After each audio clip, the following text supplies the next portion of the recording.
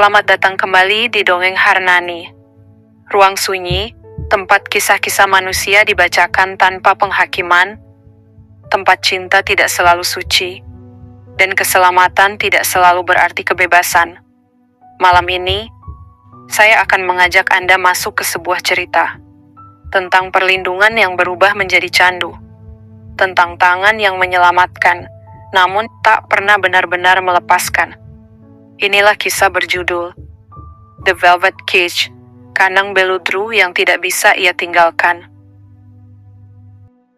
Malam itu, suara Elara terdengar indah, namun ada retakan halus di balik setiap nada. Lampu-lampu klub malam memantul di kulitnya yang pucat. Asap rokok melayang seperti kabut yang malas pergi, dan musik mengalir, keras, berdenyut, tanpa peduli siapa yang sedang hancur di dalamnya. Tidak ada yang tahu bahwa sebelum naik ke panggung, Elara baru saja keluar dari lorong belakang dengan lutut gemetar dan dada yang masih sulit bernapas. Ia menyanyi bukan karena ingin, melainkan karena bernyanyi adalah satu-satunya cara agar ia tetap berdiri. Tepuk tangan datang, sorak-sorai, tatapan-tatapan lapar. Namun Elara sudah tidak berada di sana. Dunia runtuh tepat setelah ia turun panggung. Suara musik menjauh, dan kegelapan menyambutnya dengan cara yang terlalu cepat dan terlalu kejam. Ia tidak ingat bagaimana tepatnya lelaki itu datang. Hanya ingatan tentang tangan yang kuat, suara rendah yang tidak panik, dan satu kalimat yang menembus kabut kesadarannya. "Lihat aku, kau aman sekarang." Ketika Elara membuka mata, ia berada di kursi belakang sebuah mobil hitam. Interiornya bersih, tenang, terlalu mewah untuk malam yang baru saja ia lewati. Aroma kayu mahal bercampur kulit asli memenuhi ruang sempit itu. Dan untuk pertama kalinya sejak malam bermula, tidak ada tangan yang menariknya dengan niat tersembunyi. Lelaki itu duduk di depannya. Jas gelap. Raut wajah tanpa emosi berlebih. Ia tidak menatap Elara seperti orang-orang lain. Tatapannya tidak menguliti, tidak menilai, hanya mengukur. "Aku tidak akan menyentuhmu," katanya. Nada suaranya datar namun final. Bukan janji, bukan rayuan. Itu pernyataan kendali. Elara ingin bertanya siapa dia, kemana mereka pergi, mengapa ia menolong. Namun tubuhnya memilih diam. Dan entah mengapa, diam di hadapan lelaki itu terasa aman. Penthouse itu berdiri di atas kota, seperti mata yang selalu mengawasi. Kaca-kaca besar memperlihatkan lampu-lampu kota yang berkelip. Lantai dingin memantulkan langkah-langkah sunyi. Dan udara di dalamnya terlalu bersih. Seolah tempat itu tidak mengenal kekacauan. "Kau bisa tinggal di sini," kata lelaki itu, "selama kau butuh. Tidak ada kontrak. Tidak ada ancaman. Tidak ada kunci di pintu kamar Elara." Dan justru di sanalah ia merasa terkurung.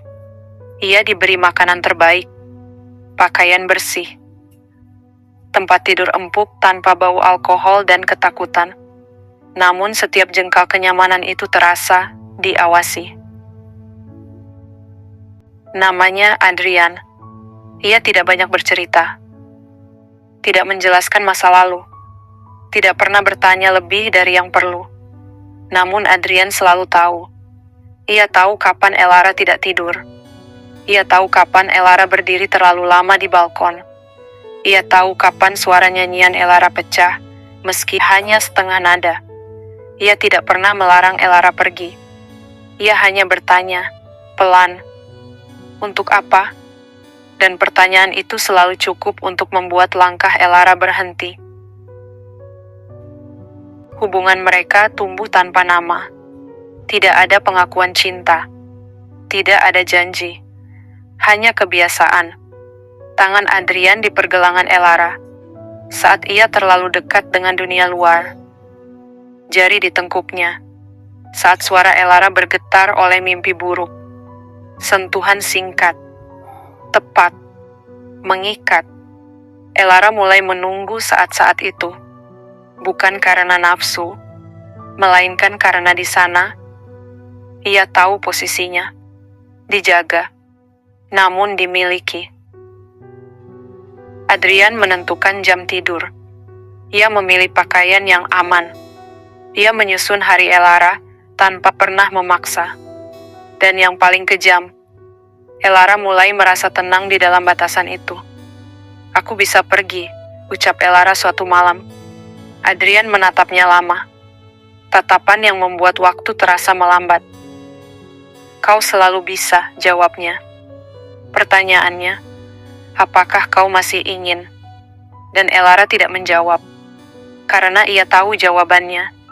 Dan ia takut pada kebenaran itu. Malam itu, Elara berdiri di depan pintu. Tas kecil di tangan. Hatinya sunyi. Ia tidak menangis. Ia hanya lelah bertanya, apakah kenyamanan yang indah? Tetaplah penjara jika pintunya tidak dikunci. Adrian berdiri di belakangnya. Tidak menahan. Tidak memanggil. Kau tidak akan mencariku? Tanya Elara. Adrian tersenyum. Samar, jujur, dan menyakitkan. Aku tidak pernah mengejarmu, katanya. Kau selalu memilih untuk tinggal. Pintu terbuka. Kota menunggu. Liar, keras, bebas. Elara melangkah keluar. Dan tepat sebelum pintu menutup, ia menyadari sesuatu yang akan terus menghantuinya. Ia tidak tahu apakah ia baru saja meninggalkan penjara atau rumah satu-satunya yang pernah membuatnya merasa utuh. Pintu menutup, dan untuk pertama kalinya, tidak ada yang memberitahunya bagaimana caranya bernapas. Hanya sunyi dan kebebasan yang terasa jauh lebih berat daripada beludru. Terkadang yang paling berbahaya bukanlah rantai yang mengikat kita, melainkan tangan yang membuat kita tidak ingin dilepaskan. Jika kisah ini meninggalkan bekas, biarkan ia tinggal sebentar di dada Anda. Saya Harnani, pamit dari ruang sunyi ini.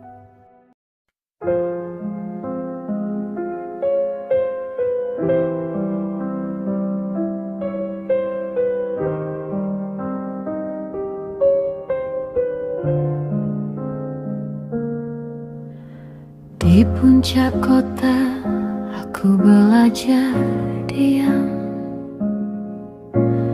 Di balik kaca, malam jadi jinak. Kau beri hangat tanpa pernah bertanya.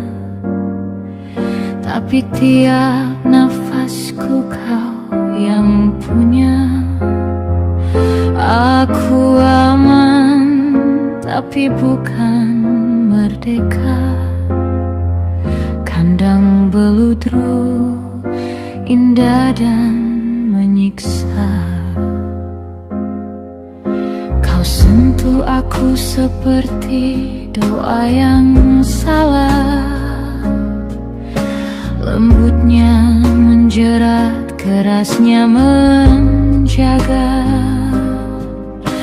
Saat pintu terbuka, aku gemetar.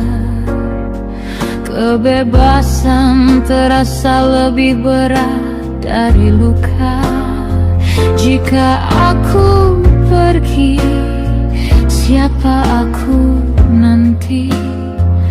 Jika aku tinggal, aku hilang lagi.